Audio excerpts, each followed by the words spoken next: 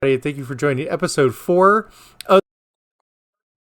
All right, and what is tonight's episode? I know what it is. Misty. I know what it is. All right, what is it? I am very excited for tonight. You're very excited for tonight. Very excited. So tonight's Awesome. episode is nursing stories, patient stories. All right, so let's get into it. Yeah. What's one of your nursing stories that you like to tell people? Well, I think with nursing stories, we should talk a little bit general first off. So like, for example, those 90-year-old patients, when they get crazy, they get strong. You know, I find that the 90-year-old patients are the scary ones. It's like the crypt keeper. Like the crypt keeper from the HBO series. Like, you know, they turn into these freaks. I've never been afraid of like a 6'5", 380-pound person, 400-pound guy. I mean, I'm a pretty big guy. I can handle myself. But a 90, 100-pound little 80-year-old blue-haired lady, soaking wet, maybe 105 pounds, with a UTI and dementia. Yeah, bat shit crazy and strong. Yeah, I mean, they can throw you like across the room. Yeah, freaky strong. Like 4 people my size bucking you off strong. All right, so what's your story? Well, I do have one story. So, we had a patient, older patient, probably like 70s, 80s. They went to the cath lab, had a procedure, came back. You know, when they're in the cath lab, they get fentanyl, Versed, all kinds of meds. And they can really mess with old people, let's tell you. Never give Ativan to an old person. Anyways, they came back loopy as ever. I mean, just straight up loopy.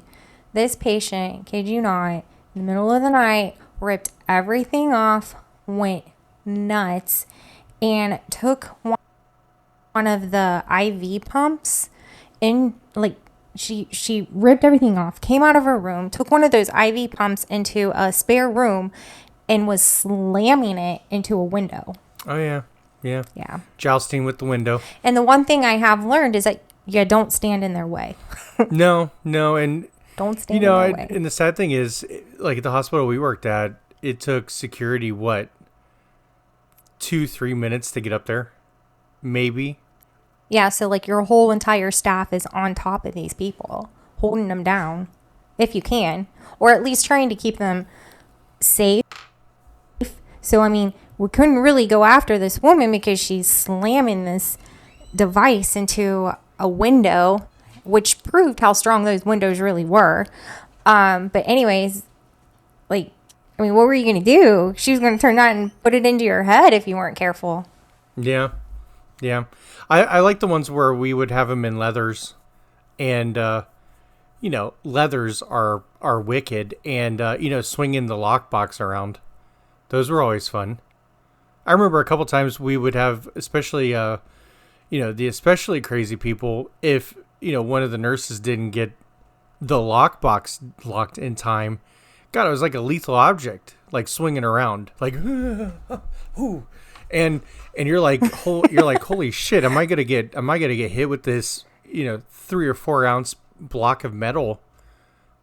It's being swung around. Chris, that's why you put it to the bed first, so it doesn't go swinging around to your head. Yeah. Well, I know what they say in checkoffs, but that's not always 100% the case. When I was working at the second hospital after I transferred away from the one that you and I worked at, up on one of the higher floors. I mean, it was a major multi-level hospital. This dialysis patient came in, and we're like, okay, well, we deal with dialysis all the time.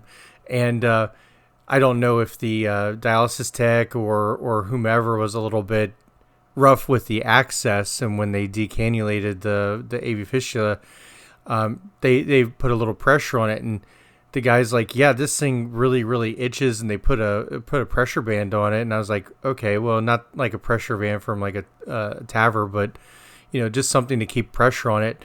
And I was like, well, can I take a look at it? And he's like, sure. He reaches over and he takes it off, and blood splattered everywhere, up on the ceiling. We got hit with it. It was like a fountain of blood. And I'm like, Jesus Christ. I mean, he's dying. You're getting covered in blood. And of course, our hospital system at the time loved white scrubs. And so we're all covered in blood, and luckily we got it under control. But we had to send him to vascular, or I should say, we had vascular come up and take a look at it. And they're like, "Oh no, it's okay." Yeah, well, several hours later, it's still bleeding, even with pressure. And I think one person even went down to get a sandbag from cardiology to actually put on it so that we could actually step away from the bedside. But we ended up putting a sitter with him to make sure that he wouldn't bleed out all over the bed, so that we could continue providing patient care. And you know what? The managers never said, "Hey, I'll go sit by the patient so you guys can continue working." So that was, of course, that was one of my favorites. Is and of course, do you think the organization said, "Hey, you know what? Why don't we get those scrubs for you? Here's a gift card for like $40 to wherever."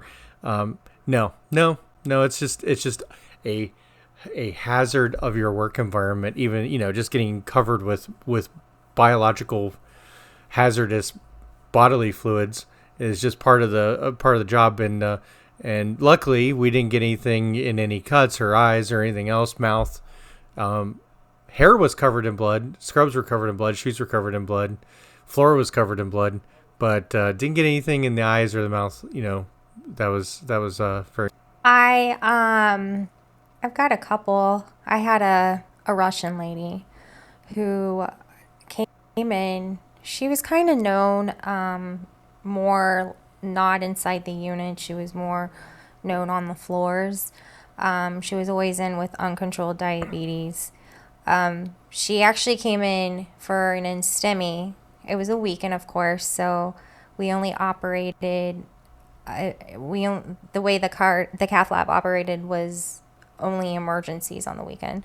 So she's hanging out in our unit. Her sugar was totally out of control. Diabetes NP comes in, orders specific things to help control. Went and talked to the patient. Patient gets her breakfast tray. I go in. I'm like, "I have your insulin for you." And she's like, "No, I'm not taking that." So we had this big old long drawn out conversation about how, things were just adjusted. We need to give you this medication so you can eat, get things under control.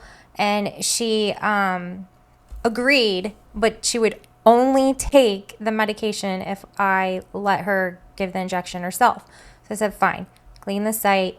She takes the syringe, empties half of the dose out, and then just hurries up and sticks it in her. And I'm like, "Girlfriend, you didn't even give the whole dose that you need. We're like trying to help you here. We're trying to get you under control." But I know my sugar. You don't know. Right? And then she rambled off in some Russian stuff. Well, anyways, like maybe an hour or two goes by. Big woman. She ate all of her food, of course. She calls in like an hour, 2 hours later, and she's like, "Hey, I want some graham crackers and I want some milk. I'm hungry." And I'm like, "Well, you just ate breakfast. Your sugars are out of control. I think we need to just like tone it down on eating right now. Not probably a good idea." And, she just kind of escalated from there to the point where she picked up her bedside table and threw it at me. Well, in the process of that, her heparin drip, she literally rips one of her IVs out. Blood is going everywhere. Heparin's going everywhere. Woman's going crazy in her room, running around, cursing at me in Russian. And then, of course, we had to call a code violet on her. So everybody comes running down, and this woman's still going ballistic because I wouldn't let her have milk and graham crackers. And she just it finally got to a point where she's like, I'm leaving. I'm not staying here. And I'm like, perfect. That's great. You get out of here. Here's your AMA form. I'm walking over. Yeah, literally. As she was going ballistic in the room, I walked over, printed her AMA paper, and then the healing committee or the de-escalation committee, whatever you want to call them, happened to be there over the weekend, and they're at the bedside trying to de-escalate the situation by like, what can we do for you? And then they're like, well, can't we just give her some food? Well, no. What's the whole point of her even being here if you can't treat her for what she needs? You know, she's not compliant. So I'm like, she really should not be having that stuff. As a nurse, I would think that's kind of in my guide or my practice to be able to say, this is not a good idea. We need to get this under control. In order to get it under control, get you out of here, you need to follow what we're advising. So ended up she signed the AMA papers, and I love those AMA forms. I love the ones when they don't even sign it and you're like, I just need a witness. Here, sign. Even go out in the hallway and be like, look, food services, like, right. So she's sitting in the room. The aide at the time went over and got her ready. So like 15 minutes goes by and she's still sitting in this room, and I'm like, what the hell is she doing? And she puts her call light on, and I go over and I'm like, yeah. And she's like, aren't you going to give me my discharge summary and wheel me down to the front entrance? And I was like, no. That's not how it works. You sign that AMA paper, you are technically discharged. I don't take care of you anymore. You can get your ass up and walk it out of here. And somebody else was nice enough to take her down. I wasn't very nice, especially after she threw a table at me.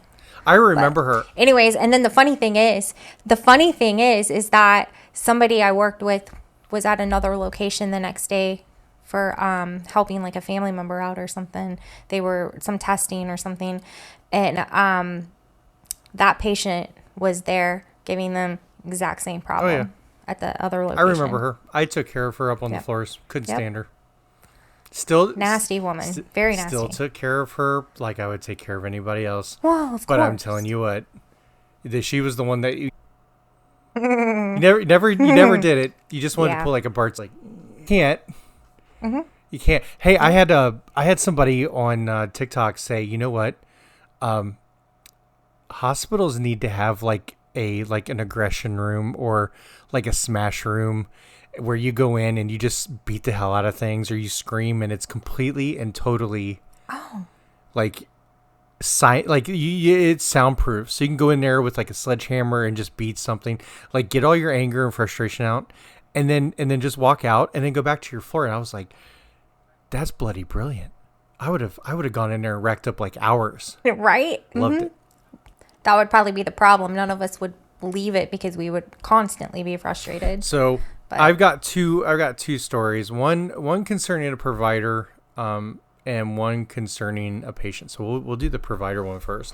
So, working in healthcare, just like within any industry that I've ever worked in, and I know you've worked in, there are interesting, eclectic, eccentric people, and healthcare is no exception, especially among providers who are just hyper intelligent. They, a lot of them are not. They don't know the social constructs. They don't know how to interact. Some of them don't have social norms, though, or limitations. So there is one in particular, really nice doc, but called him up to the bedside, and he was working as a hospitalist at the time. And I'm like, all right, he's reliable. He knows this stuff. He knows trauma. He's the man. I mean, we all liked him. However, had a particular heinous, sacral coccyx wound. Just wanted to get his thoughts on it. He comes up, and before I can even talk to him and tell him the situation, he's got his hands on the person's back, no gloves, nothing. And I'm like, dude, listen, we just took this gnarly wound vac dressing off that the family had tried to reinforce with like diapers and like duct tape and all this other stuff. Like, you need to go wash your hands, put gloves on. And he did. Now here's the thing though. And I'm like, God bless it. And you're like, did these people actually exist? Because you hear about it and you're like, nah. In the trash can, the EVS had not emptied some of the trash can contents from earlier, and we had all of these stool covered, bloody, nasty dressings in the trash can. And lo and behold, there was the day's paper. the day's paper. Oh no. A 75-cent paper. 75 cents. Maybe $1. Maybe $1.25. I don't know. I haven't bought a paper in a long time. I know who you're talking about. And this guy used to be a trauma surgeon. Yeah.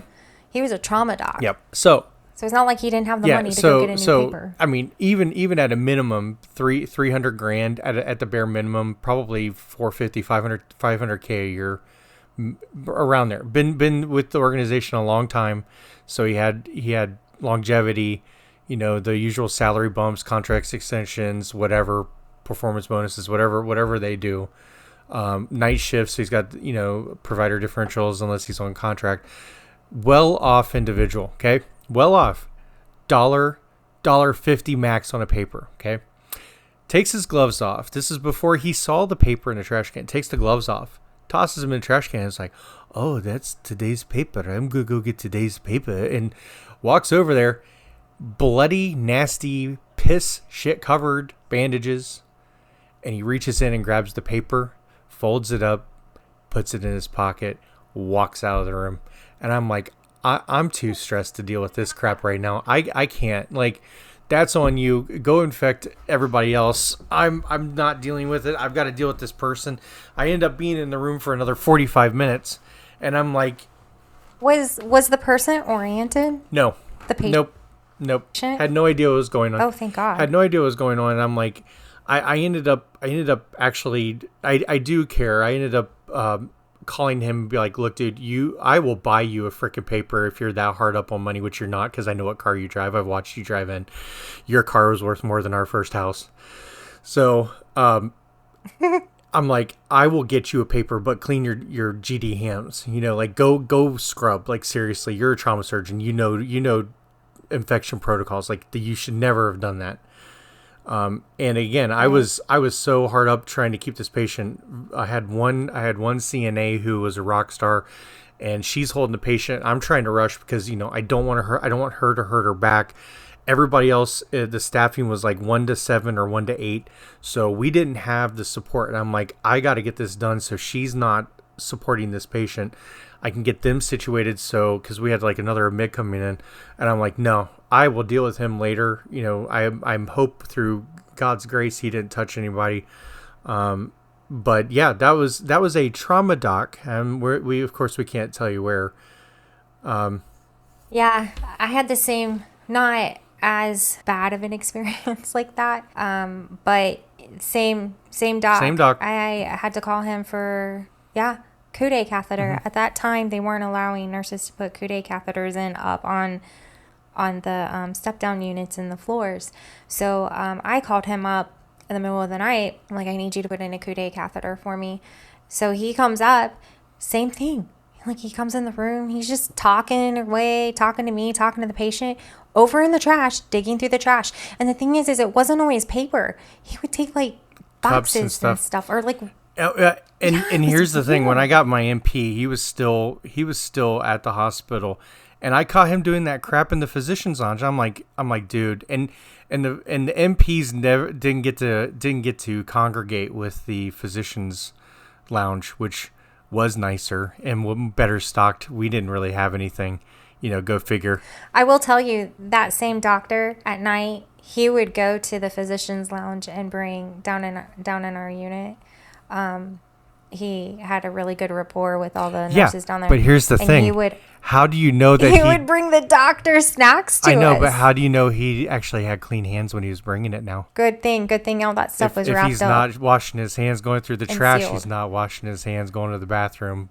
But dunch. Ew. All right. Disgusting. Well, I mean, you never know. All right. I'm gonna close this out with this one. So, we talked about those 90-year-old freaks that come in and not in a good way. Not in a good way. Not the freaks in a good way. Anyway, so this little old lady came up and she was very sweet. She was like 90, and she was my patient, and she was in on my part of the wing, and I was like, all right, we're gonna get her situated. Did the skin check and did her admission doc, and pretty much got all the meds verified through the doctor and everything, and trying to get her settled in. And we thought, okay, well, UTI, no big deal.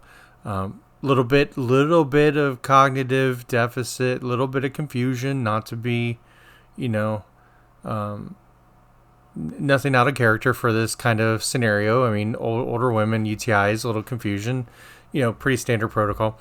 And we're right in the middle of med pass, and she's like screaming out. And I'm like, well, maybe sundowning, UTI, and go to the door, and she's like, oh, hi, honey. Hi. Oh, you're so sweet. And then you'd walk out the door, and she'd start screaming her bloody head off, and you're like, okay, I've got to get med pass. It was like I think at that time it was I think we were fully staffed. I think, if I remember, we were 5-1 that night. So reasonably staffed for our unit. Usually it was 7 or 8-1, depending on the situation. So get through med pass. I'm like, well, I'm just going to camp out at her door, do charting, stand at the door frame, and just so she can visually see me or somebody. And all of a sudden she starts screaming, her vagina's on fire. And I'm like, what? I mean, I'm walking down. I'm not even there at the door frame yet. My plan didn't have time to go to fruition. I was walking there to start the plan. She starts screaming, my vagina's on fire! My vagina's on fire! My vagina's on fire! And her neighbor was like, I think her vagina's on fire. And I'm like, yeah, no shit. Like, I think the whole entire unit of 46 people knows that her vagina's on fire now. And so we go in there, and now we have 3 of us trying to restrain her because she tried to take a pen and stab herself underneath the soft palate of her mouth. And I'm like, Jesus, Lord God Almighty. And she turned into one of the biggest monsters I have ever been around. We ended up having to do 4-point restraints on her, soft restraints. We ended up having to chemically restrain her. One of the aides went in to just kind of move her, and she started ripping her hair out. She started ripping her pubic hair out. I had chunks of skin. I had chunks of pubic hair. She clawed her skin because she thought stuff was crawling on her skin. It just progressed from there, but it ended up being terrible night. Ended up getting a couple rounds of antibiotics in her because she was on Zosyn, and she was on one other one. Anyway, it's been over 10 years since I took care of her, so it's hard to remember. But by the next morning, it was just like, oh, hi, honey. Hi, honey. And I'm like, oh yeah. And day shift. I came in that evening, and day shift's like, oh, she was just so nice. I just want to take her home. And I'm like, you can take Annie home. You can take your grandma home. I'll even pack her bags. Like, we'll throw her shit in a plastic bag, and I will walk her out with you.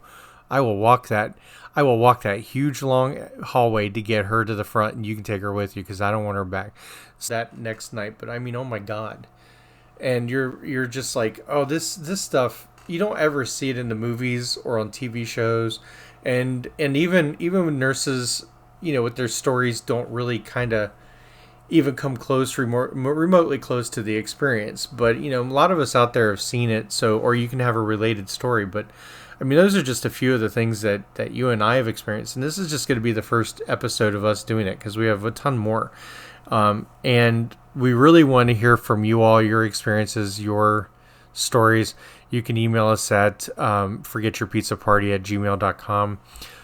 Please click the like and subscribe button. I think there's some misinformation. There is no cost to subscribe to our channel. We want to keep building this channel and growing it, and we need people like you who are viewing it. If you like our content, we're really trying. We're trying to upgrade our audio, our cameras. We're trying to do things to make the experience better for you all and better for us. So we really need to have people just subscribe if you like it. We're doing these every week. We're dropping a new one every single Wednesday. We have fun with this. We want to do this for healthcare workers. We are healthcare workers. We're still working in healthcare. We're not leaving our day jobs. We want to give everybody a voice because a lot of us don't have voices. Again, a lot of these podcasts, a lot of the TikToks that I see are doctor-driven, chiropractor-driven, dentist-driven. They're not the techs, they're not the nurses, they're not EVS, they're not the imaging techs, they're not food services, none of them. It's all doctor or high-level management positions doing these podcasts, doing these TikToks. The nurses don't have a unified voice, and that's what we're trying to do here. So if you like our content, like, subscribe, hit the notification bell, leave comments, reshare it. You can also find it on TikTok. We're at Forget Your Pizza Party on TikTok. We're dropping shorts. All of us can relate to the ones that Misty and I are doing. So we're doing this as a way, as an outlet, so that you all know that we see you, we hear you, we know what you're going through because we've gone through it ourselves. And the only difference between us and everybody else is my wife is a nurse and her husband is a nurse, and we can kind of lean on each other. It doesn't mean things are perfect in our house. We have arguments and yell and get our stress out that way, but we still have that team. We're still a big family, even though we're married. We're still a part of the team with you all, and that's what we're trying to do on this podcast. Take care, everybody. Hope you have stable and safe shifts. Get home to your family. Throw your feet up, grab a beer, grab a pint of ice cream, throw on your favorite show. Work on your mental health. You are more important than your job. You're more important than your job. And we will see you next week.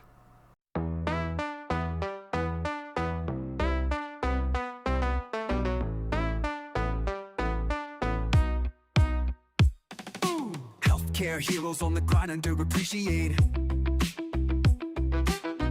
Weekend comes, but the pizza's not celebrated. Managers order, they just can't seem to get it right. We gather round, but we're ready for a bite tonight.